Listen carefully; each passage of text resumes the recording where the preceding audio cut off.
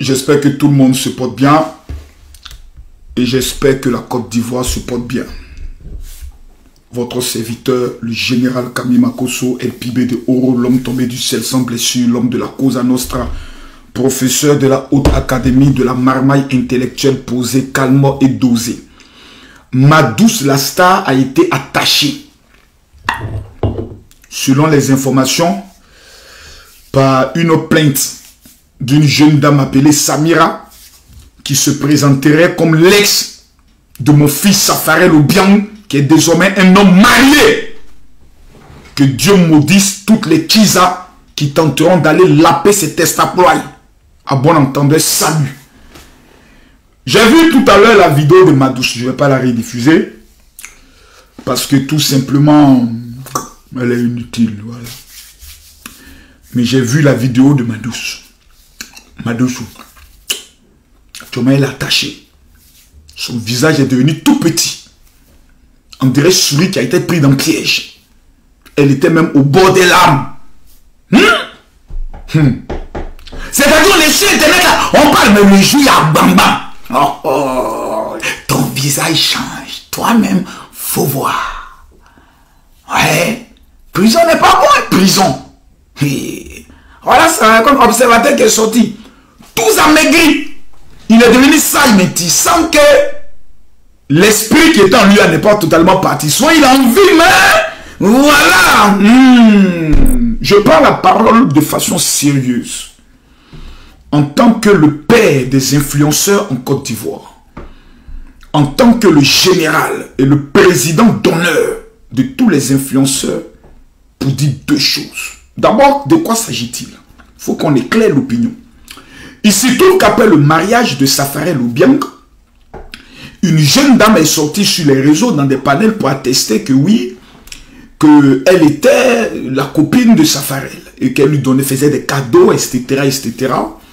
Et ça rimait à présenter Safarel Obiang, qui est un porte-drapeau de la musique ivoirienne, comme étant un individu qui n'est pas sérieux, qui profitait de sa stamania pour prendre des cadeaux dans la main de certaines femmes et après qui partait se marier.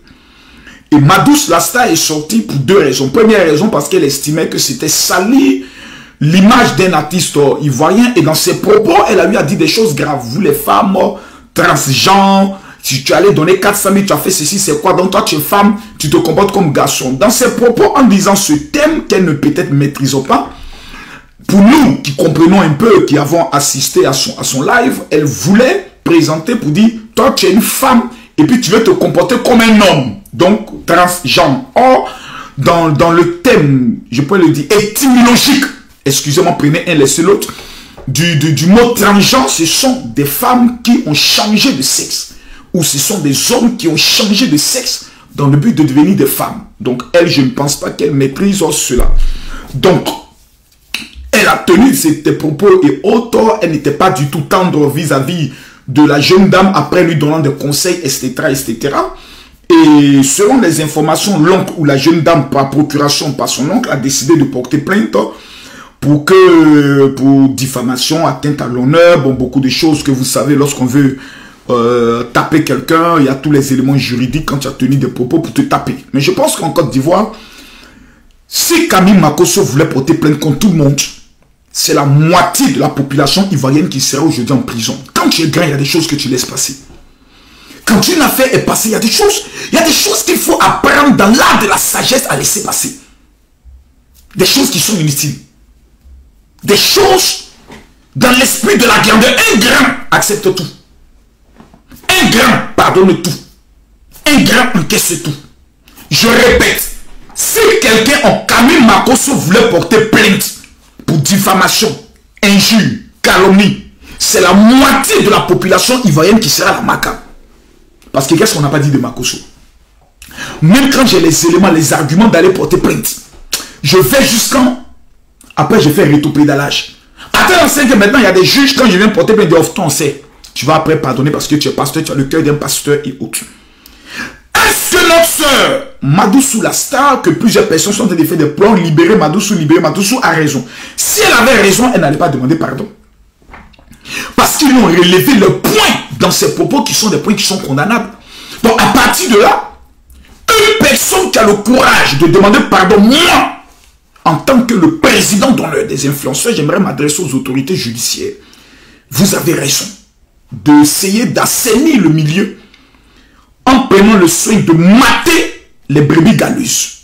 Information, cette Madou Soulastar n'est pas une brebis galeuse. Jamais. Elle n'a jamais été dans des buzz inutiles. Elle n'a jamais été dans des clashs. Elle n'a jamais été dans des injures des parents. Elle n'a jamais été, je peux le dire, dans tout ce qui est scandale et autres. C'est une personne qui passe tout son temps à enseigner aux jeunes filles comment se battre dans la vie pour réussir. Voici qui est Madou Soulastar. Il y a des moments donnés, moi, Camille Makosso, elle m'a fait des reproches clairement. Et dans ce qu'elle a dit, ce n'était pas faux. Elle a une manière de conseiller. Avec un ton souvent brutal, mais qui dans le fond n'est pas dans l'intention de vouloir nuire, salir, dénigrer et insulter. C'est une femme dotée d'un cœur qui, souvent, ses prises de position peuvent être incomprises, peuvent être exagérées. Mais l'intention n'est pas de détruire. J'aimerais demander pardon à monsieur le procureur de la République. Monsieur le procureur, pardon. J'aimerais demander pardon à l'autorité judiciaire, le ministre de la Justice. Papa, vous me connaissez et je vous connais. Je demande pardon. J'aimerais demander pardon à Samira, celle qui porte plainte. Si un seul jour dans ta vie, tu as fermé les yeux et tu as prié Dieu, évite que la présentation des excuses d'un homme de Dieu passe dans le vent. Retire ta plainte et pardonne. Je demande à la famille de Samira pardon. À toi-même, Samira, je te demande pardon. Madou Soulastar a exagéré dans ses propos parce que je l'ai écouté. Tu es dans tes droits. Tu as raison. Mais il faut savoir garder raison. Quand on te demande pardon, tu es libre de l'accepter comme tu es libre de le refuser. Mais je te conseille d'accepter le pardon en tant qu'un père. Je te le demande.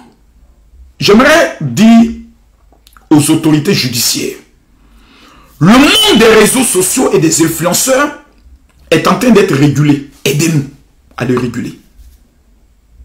Aidez-nous. Jusqu'aujourd'hui, nous demandons un séminaire avec la haute autorité de l'audiovisuel, de l'autorité de la communication et de l'audiovisuel, que je salue, afin que nous puissions échanger par des séminaires pour savoir qu'est-ce qui est faisable, qu'est-ce qui n'est pas faisable. C'est important. Nul n'est censé ignorer la loi, mais la loi doit être expliquée.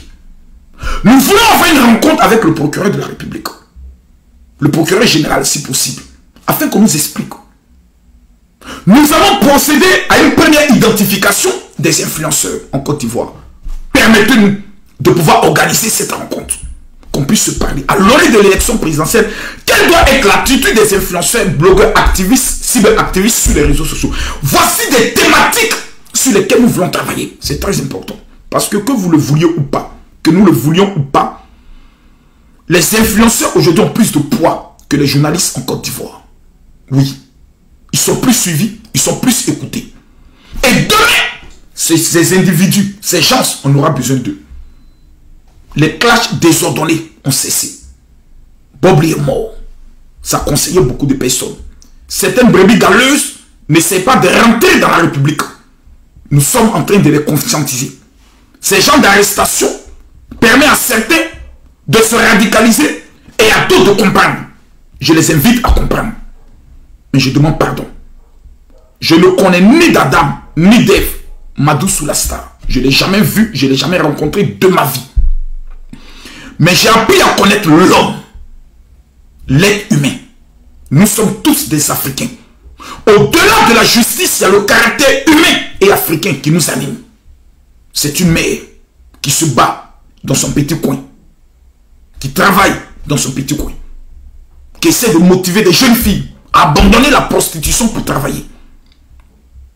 Sa place n'est pas à la Maca. Sa place et de la conseiller en tant qu'une mère, en tant qu'une sœur. Peut-être que vous ne la connaissez pas. Mais à partir du moment où je viens vous la présenter, excusez-moi, s'il vous plaît, faites-moi confiance. Jamais je n'ai menti à la justice de Côte d'Ivoire. Jamais je n'ai menti à la police ivoirienne. Cette jeune dame est une dame qu'il faut encourager. L'homme est l'homme. Et la perfection n'est pas de la nature humaine. Je demande pardon. Je demande pardon. Cette jeune fille mérite une deuxième chance. Que Dieu vous bénisse. Que Dieu vous protège. Samira, si ton cœur est blessé par ces paroles, je demande à Dieu de consoler ton cœur. Jamais vous m'avez vu tenir de tels propos envers quelqu'un. Jamais. Je demande pardon.